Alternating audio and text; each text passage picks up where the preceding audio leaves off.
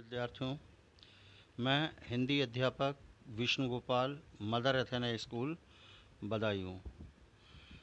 प्यारे बच्चों, आज हम आपकी हिंदी वसंत की कक्षा 8 की पुस्तक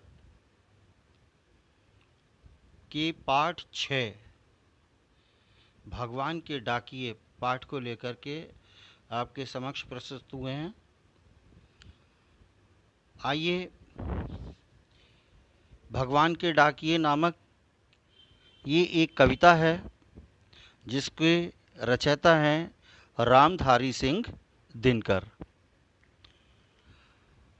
राष्ट्रकवि दिनकर द्वारा प्रस्तुत कविता भगवान के डाकिए में प्रकृति के अंग पक्षी और बादल को डाकियों के रूप में प्रस्तुत किया गया है। ये डाकिए मानव निर्मित सीमाओं को तोड़ते हुए एक देश से दूसरे देश तक जाते हैं और उनकी लाई चिट्ठियों को पेड़ पौधे बाँचते हैं। कवि के अनुसार प्रकृति सभी को प्रेम, सद्भाव और परस्पर मिलजुल कर रहने का संदेश देती है। ये इस कविता का भाव है जो कवि के द्वारा बताया जा रहा है। आइए,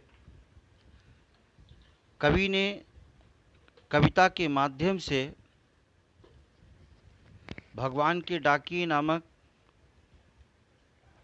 इस कविता में अपने भाव, अपने शब्द किस प्रकार से प्रस्तुत किए हैं, पढ़ते हैं। पक्षी और बादल ये भगवान के डाकिए हैं जो एक महादेश से दूसरे महादेश को जाते हैं। हम तो समझ नहीं पाते हैं, मगर उनकी लाई चिट्ठियाँ पेड़ पौधे, पानी और पहाड़ बाँचते हैं।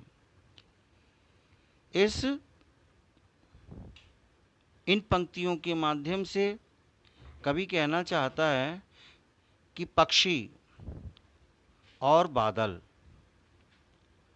प्रकृति द्वारा निर्मित जो पक्षी हैं और बादल हैं, ये भगवान के डाकिए हैं। कवि ने इनको भगवान के डाकिए बताया है। ये डाकिए के रूप में हैं जो एक महादेश से दूसरे देश को जाते हैं। जिस प्रकार से डाकिया एक स्थान से दूसरे स्थान तक पहुंच करके लोगों का संदेश पहुंचाता है, उसी प्रकार का कार्य पक्षी और बादल भगवान के डाकिए के रूप में करते हैं।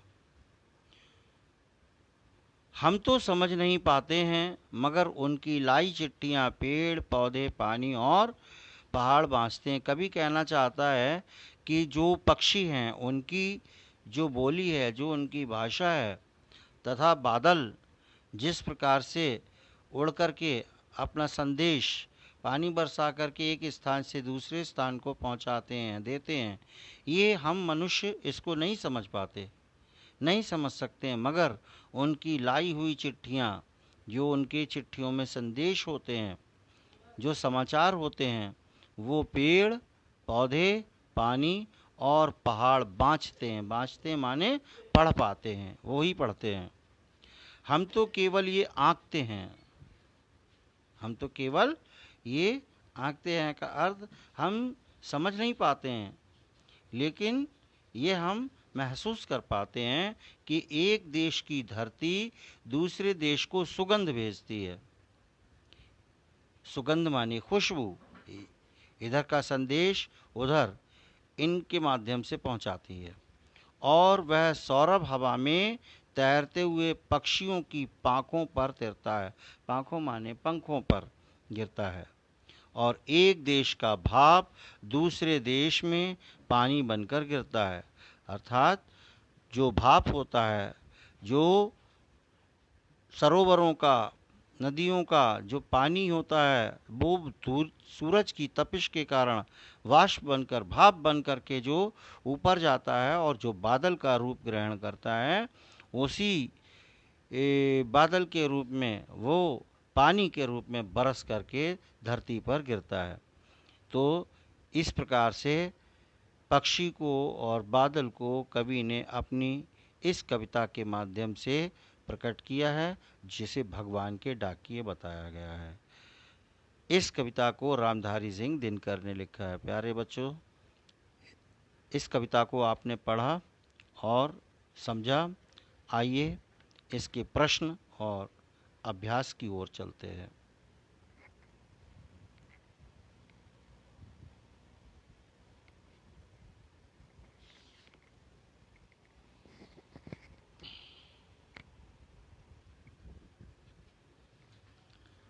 आइए बच्चों,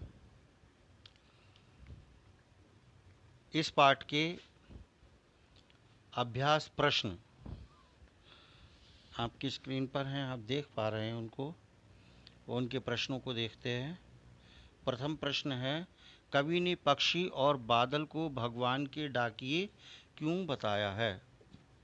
उत्तर देखिए, कवि ने पक्षी और बादल को भगवान के डाकिए इसलिए बताया है क्योंकि पक्षी और बादल इंसान की बनाई हुई सीमा को पार कर एक महाद्वीप से दूसरे महाद्वीप में जाते हैं।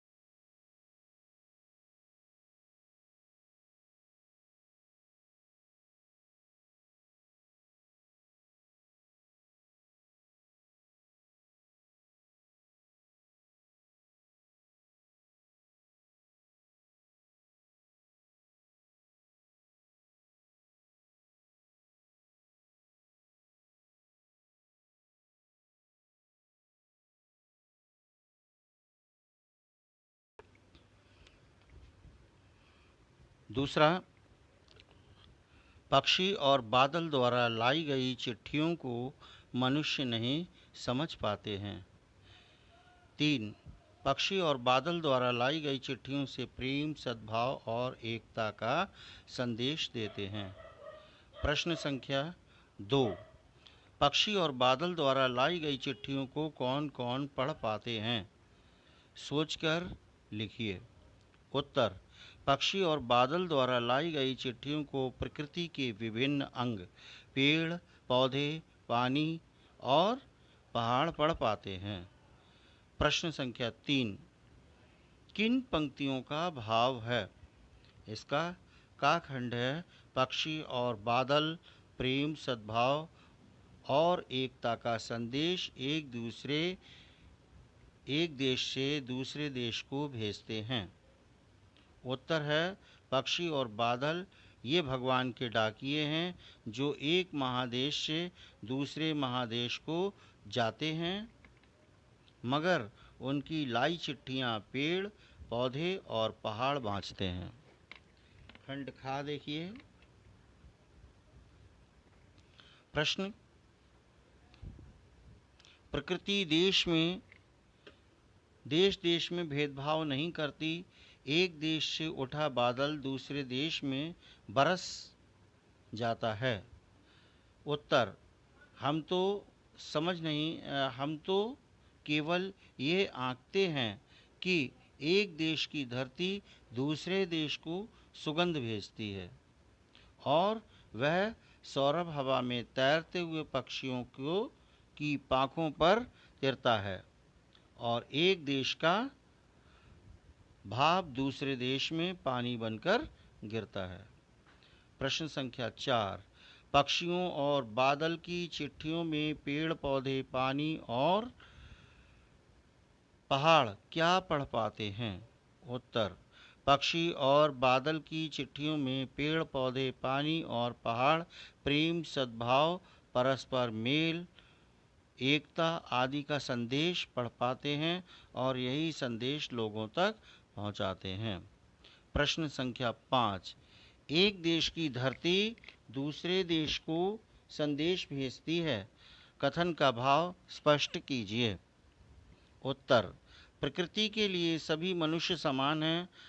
अपने पराये की भावना तो मनुष्य रखते हैं। प्रकृति तो मनुष्य को एक दृष्टि से देखती है। वह प्रेम, एकता एवं सद्भाव का संदेश रूपी सुगंध दूसरे देश को भेजती है, जिससे मनुष्य में मनुष्यता विकसित हो तथा कोई किसी की जान का दुश्मन न बने। पाठ से आगे प्रश्न संख्या 6। पक्षी और बादल की चिट्ठियों के आदान प्रदान को आप किस दृष्टि से देख सकते हैं? उत्तर: पक्षी और बादल के आदान प्रदान को हम प्रेम और सद्भाव का संदेश देते हुए देखते हैं, क्योंकि उनमें भगवान के प्रेम, एकता, सद्भाव, भाईचारा और परस्पर मिलजुल कर रहने का संदेश छिपा होता है। ये संदेश किसी क्षेत्र विशेष या संप्रदाय विशेष के लोगों के लिए न होकर संपूर्ण पृथ्वी के लोगों के लिए होता है।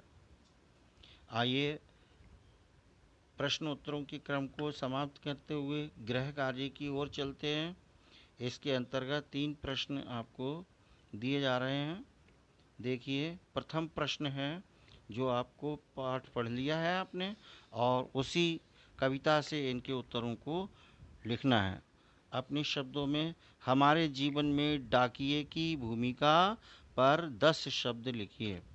डाकिये की वर्दी व उसके कार्यों पर प्रकाश डालिए।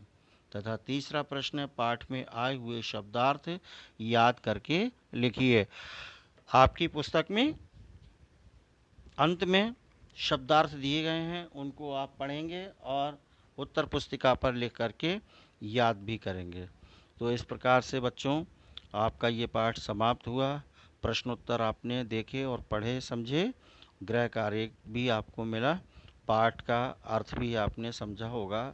जितनी बार आप इस पाठ को पढ़ेंगे उतनी बार अर्थ क्लियर होगा, आपको समझ में आएगा भगवान के डाकिये कौन हैं, भगवान ने किसको डाकिये के रूप में प्रयोग किया है और वो किस तरह से अपने संदेश लोगों तक पहुंचाते हैं।